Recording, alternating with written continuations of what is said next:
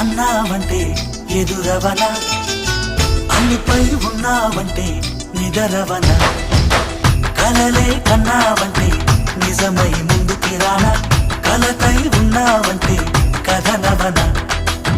అమ్మలో ఉండే సగం అక్షరం నేనే, నాన్నలో రెండో సగం లక్షణం నేనే.